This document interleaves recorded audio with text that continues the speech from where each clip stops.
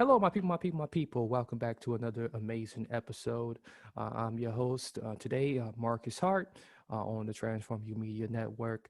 Today, we have a very special guest, someone who's definitely been crushing it in her particular industry.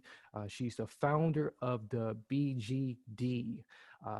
She's going to tell you what that is, as I would like to keep it as a surprise. She is a LPGA professional who has played golf almost her entire life. She has grew up in the Ohio area and in a loving household where golf was almost a pastime pleasure. Taylor, along with her father, mother, and brother, all took lessons together at a local driving range, even to the point where they played rounds during family outings and vacations. She has worked in the golf industry her entire career and is currently the programs manager of the LPGA Foundation, yet admits that she has never experienced an internship, which is quite impressive. So she has definitely did some things in which that she has helped other Black Americans uh, to be able to take a part in the the great sport of golf, helping them be employed in a huge capacity. And we're going to learn more about that and much, much more. So without further ado, let's bring in Miss Jamie Taylor. How you doing today? I'm great. How you doing, Marcus? I'm doing awesome, and it's quite the pleasure as I just talked to you on the other side, and quite humbling to be with you today. So they heard me say some things about you in a concise manner, but tell us a little bit about yourself in your own words. Yeah, so thank you for the introduction. Yeah, to first acknowledge, I am a hometown Cleveland girl, even though I currently live in Sanford, Florida, where I work, like you mentioned, for the LPGA headquarters, which is located in Daytona Beach, Florida. So that's my day job, if you will. But things that I do in the evenings and the weekends and pretty much any time I can find is I also founded the Black Golf Directory, as you see. I have Yeah, a website that I designed January of this year. Actually, I launched it on Martin Luther King Day for nice. obvious reasons. And the website that I designed, Black Golf Directory's purpose was because back when I used to run golf courses, and I'll go back over that. I won't just talk past that as Okay. quickly, but when I used to run golf courses in Cleveland, I was always looked at as like a Black unicorn. People were like, I've never seen a Black female pro, especially running a golf course. So when I left Cleveland to come to Florida in 2015, a lot of my students and employees and just people in the community were really disappointed, and they said, where can I find someone like you, right? Right. It was like me, either in quotes, right? And it was like, Yeah. I was thinking, I don't know, so I did what anybody would do, went online, Google search Black professionals just to see, who I could find. And I found names that I would know, Renee Powell, Mhm. Charlie Sifford, Shasta Everhart, Cheyenne Woods, Tiger Woods, of course, Yeah. but didn't find anybody that I knew as far as teaching pros like myself. And I know there's a lot of us out there, even though people don't Right. know that. And so I have a website, and I couldn't, and it didn't pop up either when I did the search. So I Mm. realized that, people, it's hard to find us. And so the purpose of the website that I designed, Black Golf Directory, was so that people could go to one place to find, Black African American teaching professionals, tour players, junior golf programs, amateur groups, Black-owned businesses, and even I added a high school component. So high schoolers, African-American high schoolers that are looking to play college golf, colleges can find them as well, our coaches can find them, as well as if they're looking to go to a school with a Black coach, they can find schools that have Black coaches, or they can find HBCUs that have golf teams. So all of that is in one place now on the Black Golf Directory, so that hopefully, and I, try to keep it up to date to, people are actually actively doing the teaching and so forth, so that people don't have to worry about the problem I ran into with the Google search. So that's the Black Golf Directory. aside from that, like you said, I am the programs director for LPGA. So with that, I do a lot with growing the game with girls, and with everything going on now with the Black Lives Matter movement and things of that nature. I've really been tasked to help with the growth of Black girls in golf, which is something I'm always passionate about, trying to get more of us in the game. So I've been fortunate to be oversee the Renee Powell Fund, which is something that was established this year. And it's going to be given to LPGA, USGA girls golf programs, which is what we have nationwide. I call it like a Girl Scouts version of golf. We support them financially to intentionally go out and find Black girls in the communities to bring to their program and help get into the game of golf. So that's something I'm going to be overseeing into 2021 and beyond. So that's something I'm passionate about. And then the other thing you mentioned was, the internship. I had never had an internship, and that's unique because in the golf world, typically if you end up running a golf course like I did, I ended up running 2 golf courses for Cleveland Metro Parks for over 7 years. And I think I got the job at like age 20, I don't know, I was 26, 27. So I was fairly young when I got it, which is unheard of. But typically you would go, if you're at that age, you would just become like an apprentice and you would work under a golf pro for however long until they leave or God forbid they pass away. And then you would obviously take over their role. Well, I was fortunate. I got the role right out the gate. I didn't have to work under anybody directly. And so, but because of I started working in golf at age 14 as a caddy. I went on to, work at a golf course and became a cashier. And I did all the stuff that you do, ranger, starter, pick balls. I did everything outside of cutting the grass. And so that experience from age 14 all the way up to the time I became a head pro gave me the internship experience, if you will, that I was able to do the job, but I never really had a true internship. Impressive. And this is truly remarkable. This definitely cement you as a trailblazer in what is truly a $84 billion industry.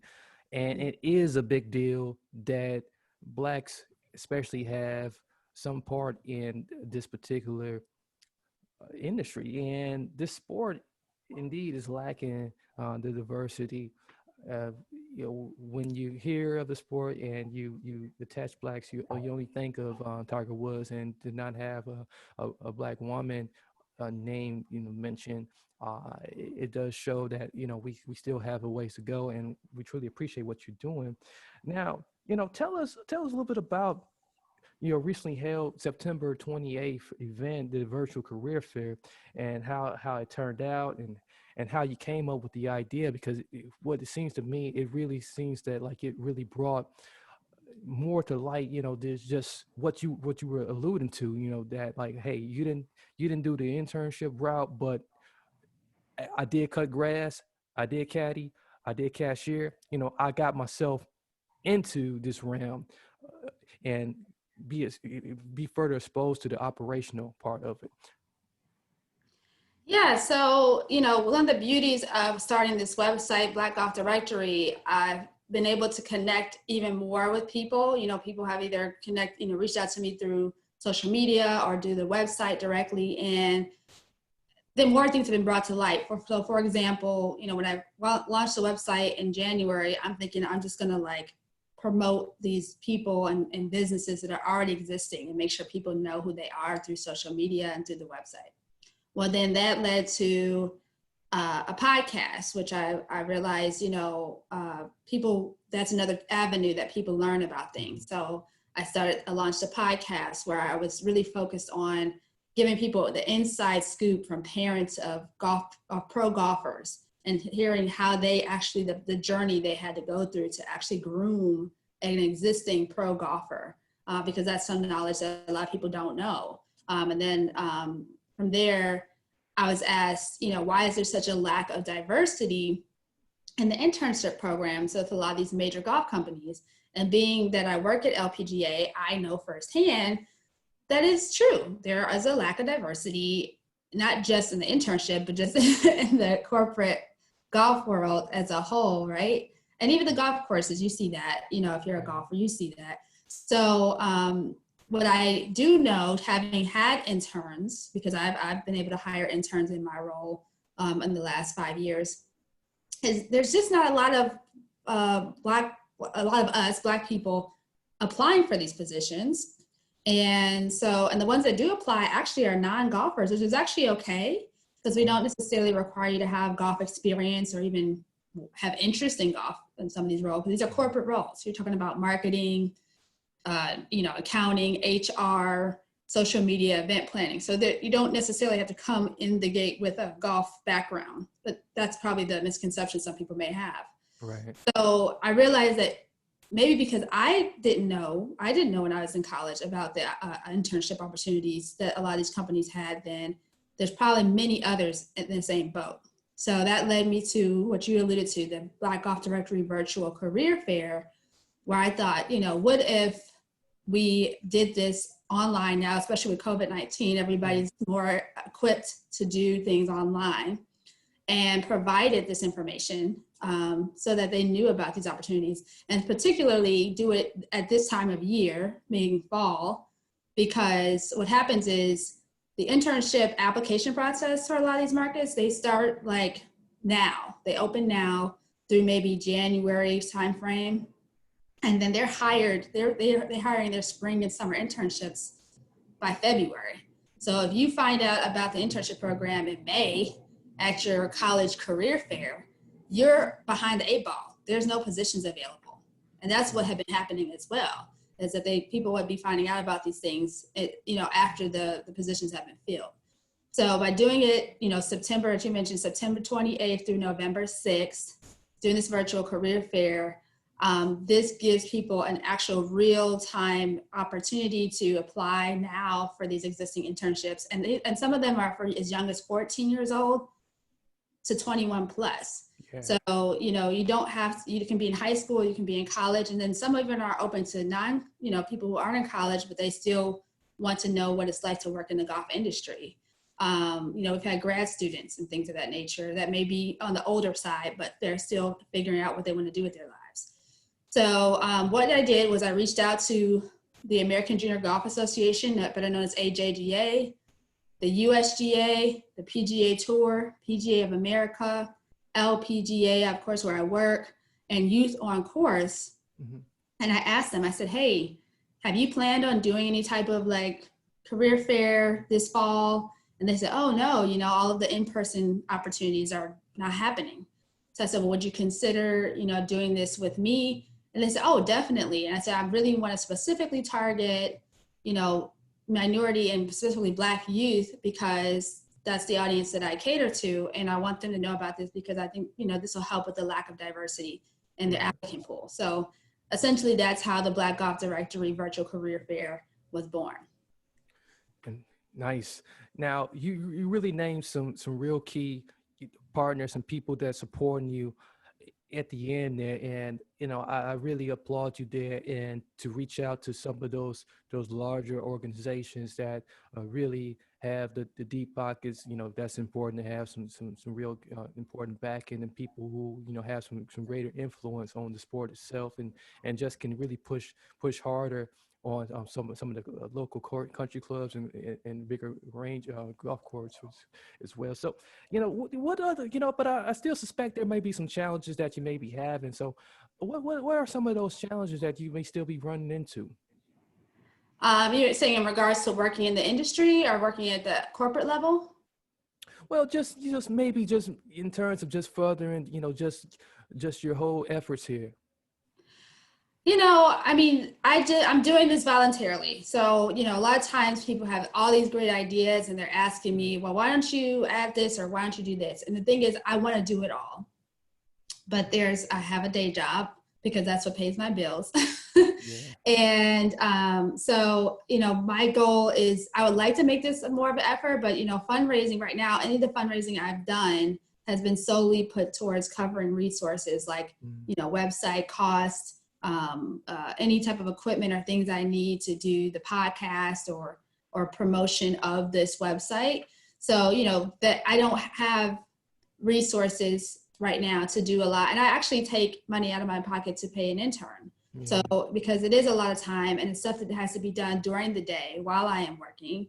So I have to get an intern to kind of cover some of those things that have to be done, between that 9 to 5 time frame that I may not be able to address. So, there's just a lot of costs in that. So, ideally, I would like to be able to put more time into this, be able to have the resources, be it, more help, people who have more access or more time to help me with, updating information. I mean, one of the biggest things I ask people when they say, how can I help, is, reshare the posts that I share, because Yeah. all the posts I'm sharing is promoting the people on the website or the programs on the website or whatever's going on. It's not self-promotion. It's Mhm. purely trying to promote the community. And Right. then two, they can help by, if you go on the website and you know of an organization, or if you know of a person that should be on there and they're not, submit that to me. Let me know so I can make sure we have the most accurate information on there, for people to find, the people that are out there doing these great things in golf. So,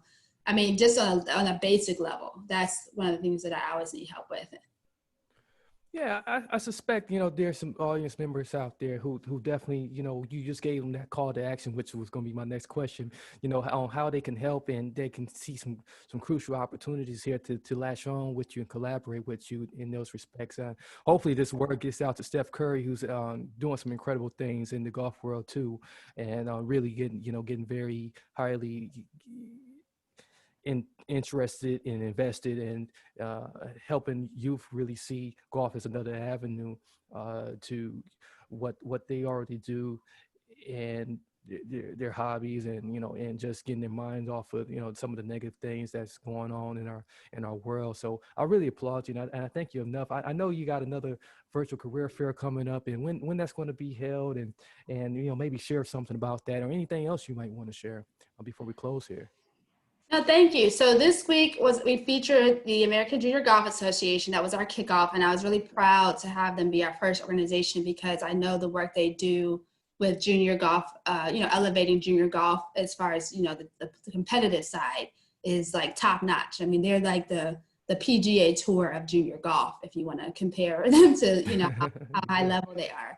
So I yeah. was really excited to kick things off with them, and Kyle Brown, who was featured in the career fair, because every webinar that we do for the career fair, we try to highlight a former intern or a current intern, as well as the staff that oversees the program. So we got to shared on social media Kyle Brown, who was their former intern, and his great experience. And so the next one coming up will start Monday, and that will be with Youth on Course. And Youth on Course is the most unique out of all of them, because they are the ones that specifically target the high school age group, so 14 to 18. And they not only have an internship program, but they also have a caddy program, which is something that, like I said, I started out in caddying and golf, and so it's got two components.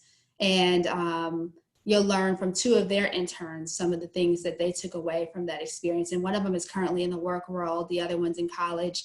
So it's kind of a cool thing. So the lineup will be Youth on Course and then LPGA the following week. But each week we feature one company, and what you can do to, I guess, learn or to get to join or to learn more is to sign up either through the blackgolfdirectory.com website, or if you go to our Black Golf Directory social media pages. We're on pretty much all the channels, LinkedIn, Twitter, Facebook, Instagram. There's a link to where you can sign up so that you can, for free, to get the webinars for these for these career fairs. Outstanding. Well, thank you so much, and we really appreciate you. And this has been a very interesting conversation, and definitely you again. We really are highly appreciative of what you're doing for just the culture at hand, and just for the sport of golf, and and just being a trailblazer out here, and someone who's going to transform the way things are. And we really see the bigger vision here, and what you set out to do. I know you kind of left some links kind of in between there. Just drop that link one more time so people can know where to find you and how to get in contact. Yeah, so you can follow us on, well, obviously go to our website, blackgolfdirectory.com, if you just want to go straight to the source. But we're on Instagram at blackgolfdirectory.com, LinkedIn, blackgolfdirectory.com, as well as Facebook. And then on Twitter, we're BG underscore directory. Unfortunately, I couldn't get Black Golf Directory on there, but BG underscore directory on Twitter. So you can find us on all those channels. And then also a podcast is on, all the major podcast channels you have out there. You can put in Black Golf Directory for our podcast. Nice. Okay, so ladies and gentlemen out there, boys and girls, if you happen to be listening with parents or by yourself, they do take the time out right now to share this wonderful recording with someone and someone you don't know. That'd be helpful as well to further get to reach out to those who haven't heard this information. Maybe someone who heard this, replay it back over and over again so you can saturate this wonderful information and touch someone with the information you have and bring awareness to this very important uh, avenue of which that is taking place right before our eyes is definitely groundbreaking. So thank you guys. I'm your host. I have been having this wonderful conversation with Jamie Taylor. I'm Marcus Hart. Until next time, many blessings, peace, and lots of love.